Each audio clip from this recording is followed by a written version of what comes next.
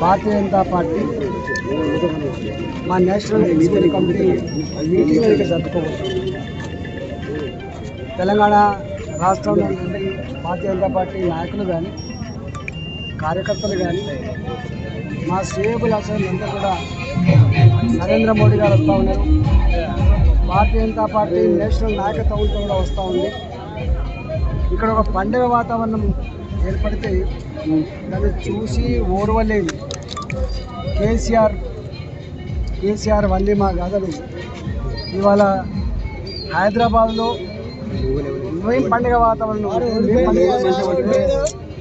మేము పండుగ చేసుకుంటా ఉంటే 33 కోట్ల రూపాయలు అడ్వాన్స్ చెల్లించి మొత్తం హైదరాబాద్ నుండి ప్రచారానికి సంబంధించిన బోర్డులన్నీ కూడా వాళ్ళు చూస్ చేసుకోవడం, వందల కోట్ల రూపాయల ప్రజాధనాన్ని ముంబాయిలో, అహ్మదాబాద్లో, సూరత్లో, ఢిల్లీలో, కలకత్తాలో ఈయన ఏం ఒరగబెట్టిందో అవన్నీ కూడా చెప్పారు. అంటే అన్ని పేపర్లలో 1వ తారీఖు, 2వ తారీఖు, 3వ తారీఖు దేశవ్యాప్తంగా ఉన్నటువంటి ఇంగ్లీష్ పేపర్లకు మాత్రమే కాకుండా, తెలుగు పేపర్లు మాత్రమే కాకుండా ఆయా రాష్ట్రాల్లో ఉన్నటువంటి రీజనల్ లాంగ్వేజ్లో కూడా 253 కోట్ల రూపాయలు పెట్టి అడ్వర్టైజ్మెంట్ ఇచ్చుకోబోతున్నాం. దాన్ని బట్టి అర్థమవుతా ఉంది కేసీఆర్ గారికి తెలంగాణ ప్రాంతంలో కాలం చెల్లిపోయింది. కేసీఆర్ ముఖాన్ని చూడడానికి తెలంగాణ ప్రజలకు ఇష్టపడతలేదు. ఒక్క మాటలో చెప్పాలంటే దీపం ఆరిపోయే ముందు వెళ్తరెక్కువన్నట్టుగా కేసీఆర్ ప్రభుత్వం తెలంగాణ గర్భంలో అంతరించిపోతూ ఉంది, ఆరిపోతూ ఉంది. ఇవాళ ప్రజలను భయభ్రాంతులకు గురి చేస్తూ ఉన్నారు. ఇప్పుడే నేను ఆ ఊరు మహిళలతో మాట్లాడుతూ ఉంటే నా భర్త చనిపోయి 5 ఏళ్ళు అవుతుంది, కేసీఆర్ తాళం వేసుకున్నాడు కదా బిడ్డ పెన్షన్లకు, నాకు పెన్షన్ వస్తలేదని చెప్పి, నాకు ఇది బాగలేక నాకు యాక్సిడెంట్ అయింది, జీవచ్చా వల్ల బిడ్డ మీద పడుకున్నాడు, కానీ 3 ఏళ్ళు అవుతుంది పెన్షన్ రాలేదని.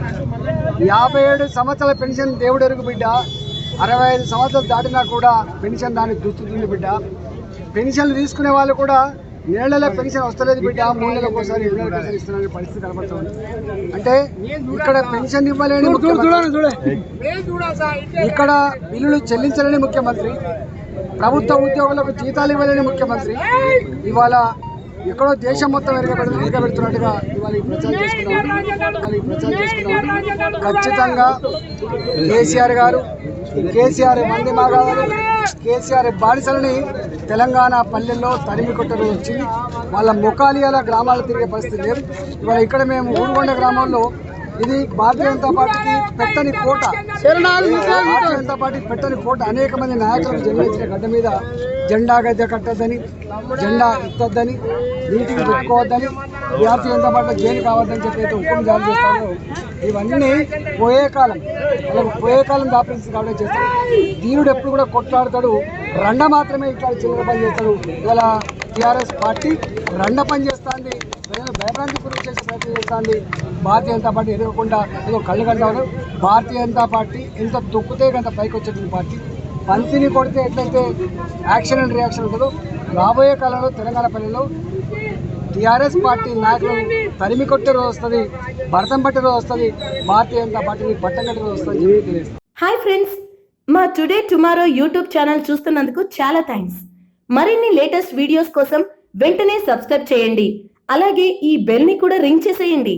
మా నోటిఫికేషన్స్ అన్ని మీ మొబైల్లో వస్తాయి. అలాగే మా వీడియోస్ మీకు నచ్చితే లైక్ చేయండి, షేర్ చేయండి, నచ్చకపోతే కామెంట్ చేయండి.